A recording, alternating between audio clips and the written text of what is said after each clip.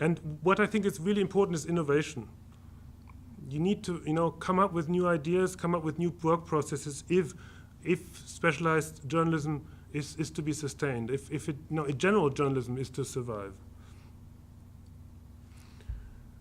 Okay, and I have made some conclusions also for journalism education and research. This is what you do. So what comes out, this is, my being a practitioner doing some research in an applied manner because I have questions that I want to have answered.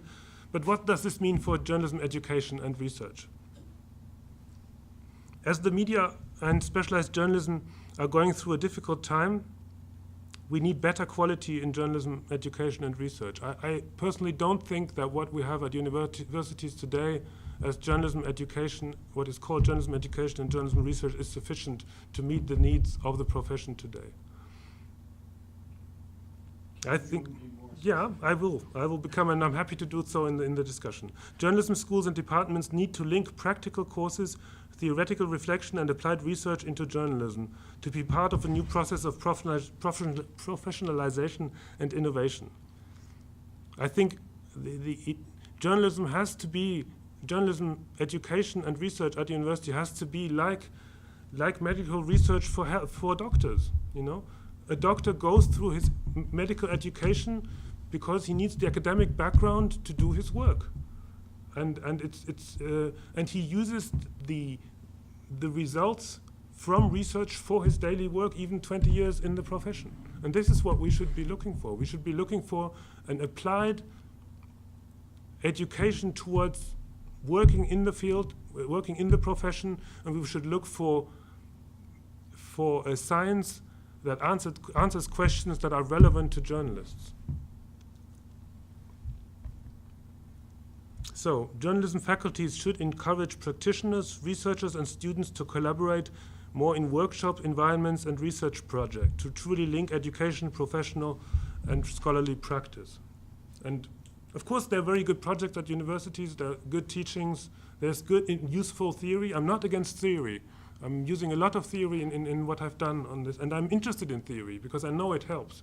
But nothing is nothing is better than a good. Nothing is more practical than a good theory. But I think we have to get away from answering questions that only are relevant to communication science in itself. We need to answer questions that are relevant to the journalistic profession through research. And we don't know how journalism will look like in 10 years, but I do know that the universities can play a role in this. Through newsroom research and newsroom education, we can help to build a better journalism. So I think if a university takes journalism education and journalism studies seriously, it becomes a newsroom in its way. That's my first part.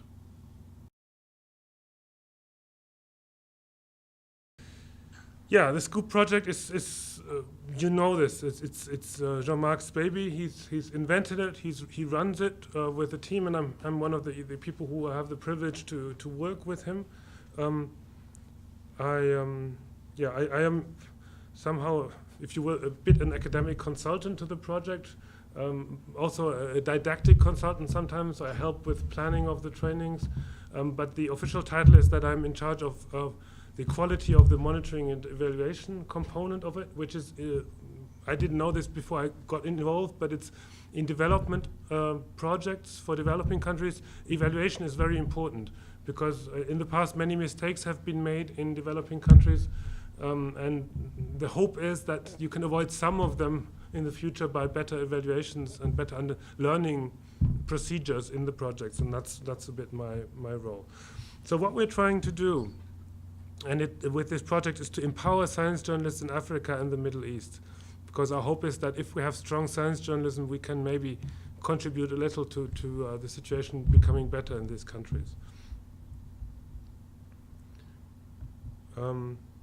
We would like to feed a local expertise into local debates, so we don't want to parachute in the scientists from Canada or from Germany only to tell the Africans what to do, but it should be that African journalists interview African experts and that they somehow, discuss things, make them public, influence ideally the policy making.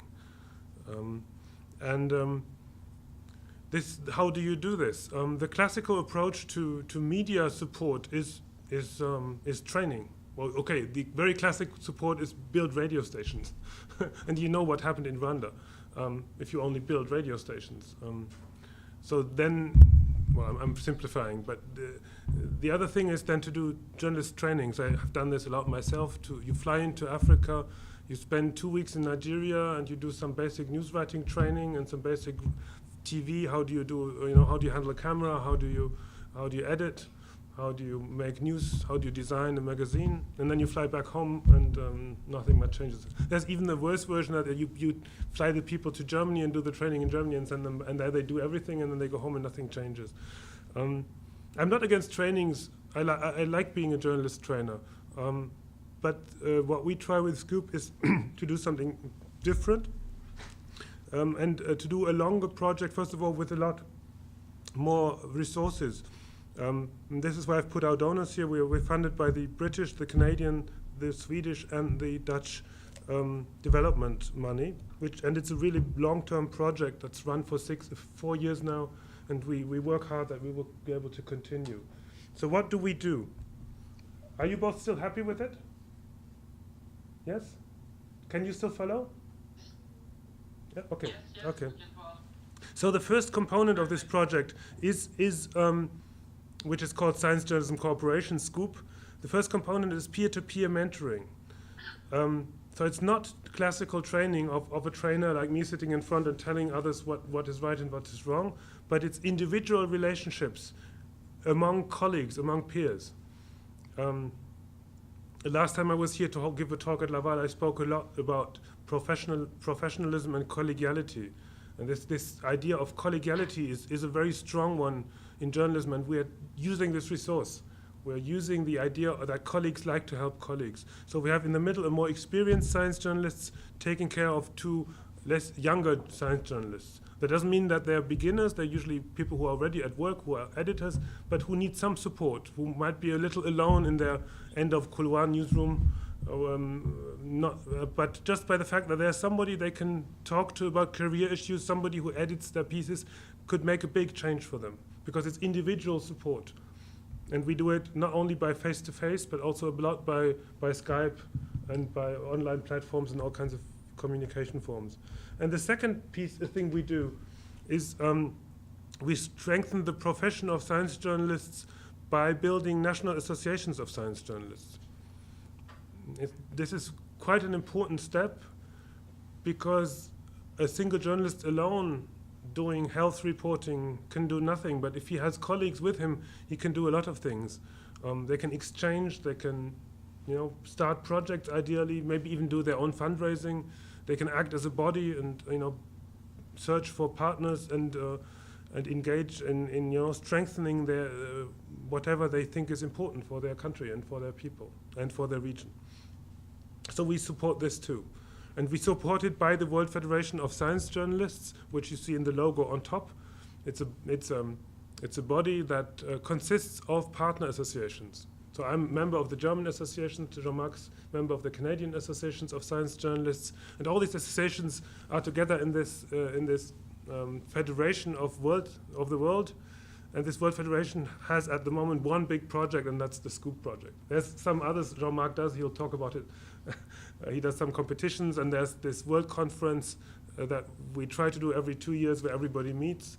But the big thing that got the whole thing going is the SCOOP project. Right. SCOOP project is for Africa and the Middle East.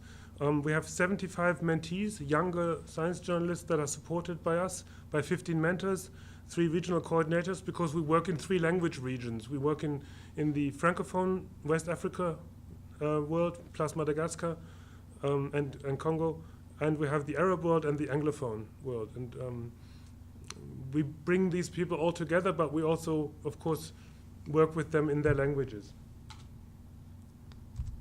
So to repeat, we have this peer-to-peer mentoring, but that's not the only activity we have. We have developed an online course in science journalism, to help these people discuss issues, so they can see what they have something to work with, to even be trained. You can look it up on the World Federation's website, the online course. It's been translated to, I think, 7 languages by now. We're very proud of it. Also, it's very simple and very elementary, but it has been written by very different authors from very different countries, sometimes people from the north and the south joining forces to write a chapter, and it's a basic reference that we use. We do a lot with Skype, and especially in Africa, people enjoy talking directly. It's much more efficient than writing emails when you actually talk and discuss. We've invented press conferences via Skypecast. That means one of our mentors from Senegal. He started inviting scientists to join Skype groups, and then he also found a way to record the press conference. And suddenly, all over Africa, people had the same soundbites with the same scientists, and didn't have to pay money to go on a trip to a press conference, which, money in Africa for journalistic research is not available usually. Okay, we do lots of workshops, meetings, and what is now our special effort is we try to build research teams. So our mentors come together in smaller or larger groups and tackle one issue together across borders. There are always subjects that are relevant to all, and everybody can cover it from their perspective or for their needs of their outlet. I'd like to introduce you to 3 Scoop stars. There's Esther Nakazi from Uganda, who used to be a mentee, who has now become a mentor in the second phase of Scoop. She's a really good reporter with the East African journal that's distributed in Uganda, but also I think in Kenya and other neighboring countries. And she did the classical investigative story. She actually found out that certain HIV drugs were not distributed the way they should have been, and she got the person in charge fired, which is the classic investigative report. She really made sure this guy was losing his job and the drugs were distributed.